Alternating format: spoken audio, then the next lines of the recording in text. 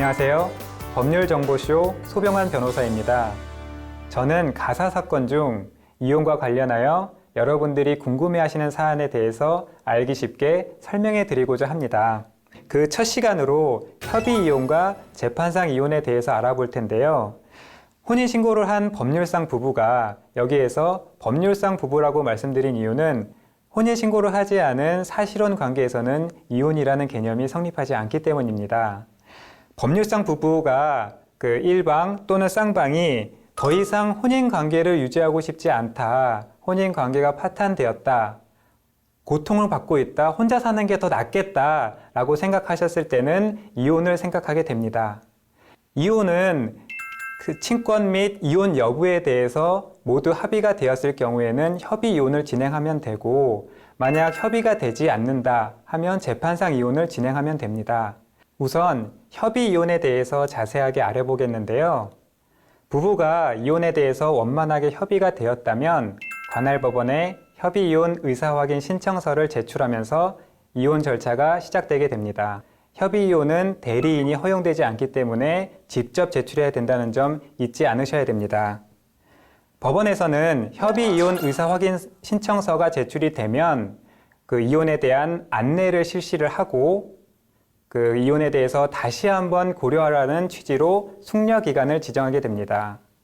숙려기간은 미성년 자녀가 있는지 여부에 대해서 달리 지정되는데요. 미성년 자녀가 있는 경우에는 3개월, 없는 경우에는 1개월이 지정되게 됩니다. 숙려기간이 지나도록 협의이혼 의사에 대한 마음이 그대로 유지되고 있다면 양 당사자는 법원에 출석하여 협의이혼 의사 확인을 받게 됩니다. 법원에서 받은 확인서와 관할 행정기관, 관할구청의 확인서와 함께 협의이혼 신고를 하시게 되면 협의이혼 절차는 종료되게 됩니다. 다만 여기서 반드시 주의하실 부분이 있는데요. 협의이혼 과정에서는 친권 및 양육에 관한 사항은 반드시 포함되어야 합니다. 그래서 협의이혼 의사 확인 신청하는 그 순간부터 숙려기간이 종료되는 날까지는 반드시 친권 및 양육에 관한 사항에 대한 협의서가 제출이 되어야 됩니다. 만약에 그 협의서가 자녀의 복리에 반하는 경우라면 법원에서는 보정명령을 하거나 직권으로 변경을 하게 됩니다. 협의이혼 의사 절차를 진행하는 과정에서 그 의사가 바뀌었을 경우, 앞으로 이혼을 하고 싶은 생각이 없어졌을 경우에는 어떻게 하면 될까요? 숙려기간 이후에 의사를 확인하는 그 날에 불출석하거나 확인서를 받은 이후에 관할구청에 제출하지 않으면 협의이혼은 성립되지 않습니다. 또한 협의이혼 과정에서 고민하신 부분이 재산분할과 관련된 부분인데요. 재산분할은 협의가 되었다면 같이 진행하셔도 되고, 만약에 협의가 되지 않는다 하면 별도의 절차를 진행하실 수 있습니다. 다만 재산분할 신청은 제척기간이 있어 이혼 성립일로부터 2년 내에 신청하셔야 된다는 점 잊지 마시기 바랍니다. 다음으로 재판상 이혼에 대해서 설명드리도록 하겠습니다. 배우자가 규책 사유가 있어서 혼인관계를 더 이상 유지할 수 없는 상황인데도 불구하고 이혼을 해주지 않을 경우에, 그런 경우에는 상대방의 규책 사유를 근거로 재판상 이혼을 청구할 수 있습니다. 여기에서 주의해야 할 점은 상대 배우자에게 규책 사유가 있어야 재판상 이혼이 가능하다는 것입니다.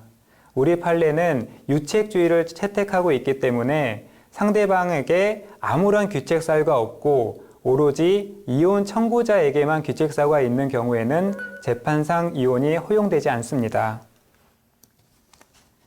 그렇다면 어떤 규책 사유가 있어야 재판상 이혼이 가능한지 알아보도록 하겠습니다. 우리 민법 제840조에서는 제1호부터 6호까지 재판상 이혼 사유에 대해서 나열하고 있습니다. 먼저 제1호 배우자의 부정한 행위가 있었을 때에 대해서 설명해 드리도록 하겠습니다. 부정한 행위란 무엇을 의미할까요? 보통 간통 정도가 부정한 행위가 아닐까 이렇게 말씀을 많이 하십니다. 근데 부정한 행위란 정조 의무를 위반한 개념으로 간통보다는 훨씬 넓은 개념입니다.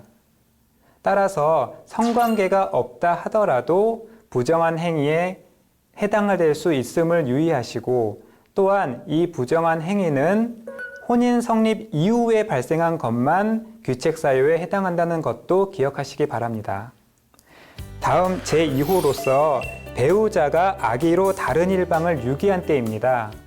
부인이 아파서 병원에 입원해 있는데 남편이 찾아오지도 않고 병원비도 주지 않고 아무런 신경을 쓰지 않는 그런 상황, 바로 전형적인 악의로 유기한 상황이라고 보시면 됩니다. 제3호, 배우자 또는 그 직계존속으로부터 심히 부당한 대우를 받았을 때입니다.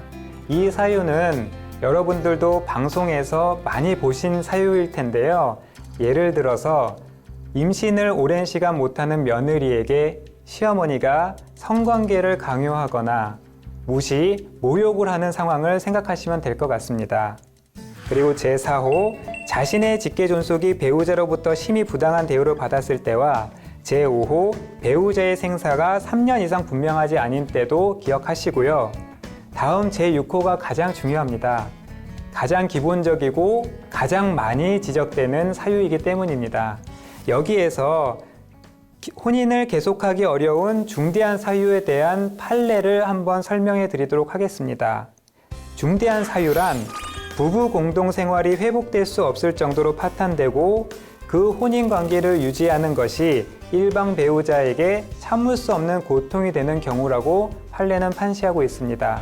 중대한 사유로 인정한 경우는 회복 불가인 정신질환, 부부 쌍방의 사실혼, 과도한 신앙, 성적 불능, 성교 거부, 배우자의 범죄 행위, 낭비, 성격 불일치 등입니다.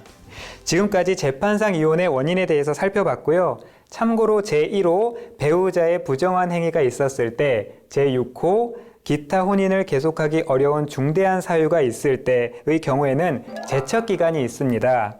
안 날로부터 6개월, 있은 날로부터 2년 내에 제기를 해야 한다는 점 잊지 마시기 바랍니다.